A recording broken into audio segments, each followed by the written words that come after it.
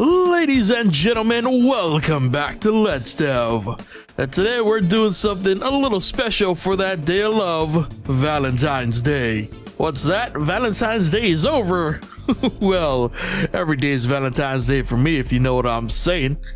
I ain't afraid to spread that love all day, every day. We're gonna be building ourselves a little game about protecting a loved one. In this case, a literal heart. Now, this is a project about love, sure, but it's also going to be a way for me to experiment with pathfinding. You may remember that pathfinding was a tough obstacle to overcome when working on Sweet Spooks last year, and so I've looked into some alternatives, one of which I want to try today. So the plan is to build a game based around protecting a heart. This heart will be moving via pathfinding from point A to point B, and will have enemies in there endangering said heart, which players will have to protect by firing love bullets in their stupid enemy faces. All over their faces. In the name of love. Yeah, that's the plan, so let's get to the coding. First thing I immediately wanted to tackle was a pathfinding. While MP Potential Step has done me well in the past, through research I discovered GameMaker has some useful pathfinding tools under its hood, specifically a grid-based algorithm. The code required here basically breaks down the room into a grid, and adding instances to look out for in said grid helps determine areas that paths cannot intersect. Then, creating the lovely heart, I added some code to generate a path for our heart to follow. The code here checks for the grid we just made and then uses an algorithm to determine the quickest path from point A to point B, and all while avoiding anything we specified during setting up the grid. In this case, we're only looking out for walls. For testing purposes, I tied the heart's destination to the mouse, and once I realized my typo, the pathfinding code worked like a charm. Even without any walls to stop it, the heart was able to follow the mouse without issue, which is a pretty great start. Now it was time to add some walls and see how it did with something a little more complicated. Turns out, yes, it's capable of moving even through maze-like corridors. So with the pathfinding working oh so beautifully, it was time to move on to a real destination marker, a star. Because the love of your life should be the twinkle in your eye, and Twinkle Twinkle Little Star is a song. Yep.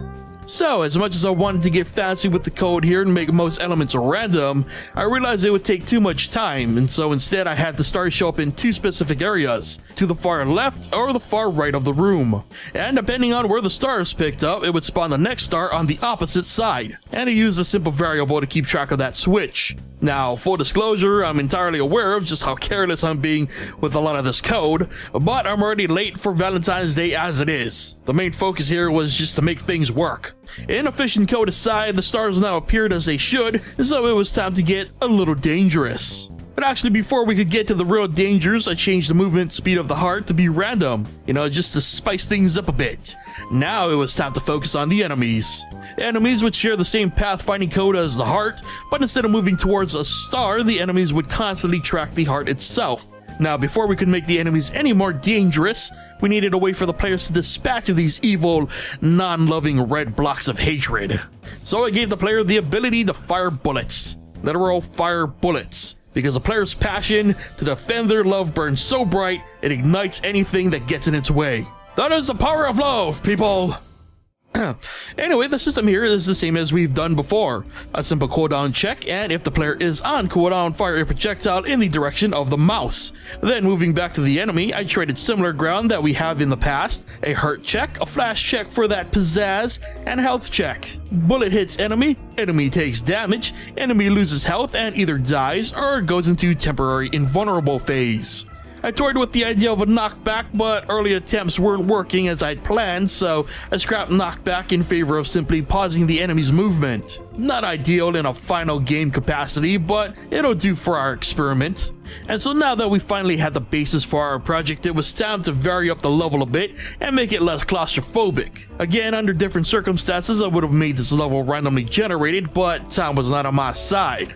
So I went with a more open, arena-style layout with the two hallways leading to the stars. I then returned to our heart to make it mortal, adding a similar damage system that the enemy used. But instead of having the heart flash white, I decided to go with a flicker effect, because sometimes love is fleeting, and can sometimes fade away into the void, leaving you a shell of your former self, wondering if you'll ever love again.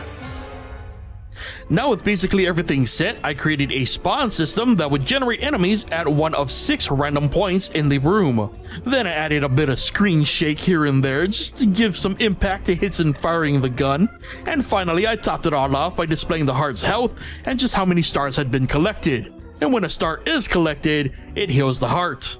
And there you have it, a wandering heart, a hero willing to fight for their love with literal burning passion, and dastardly monsters that dare to hurt that love. Again, there is so much more that could be done to make this even crazier, but the best part about working on this little project was seeing the pathfinding algorithm in action.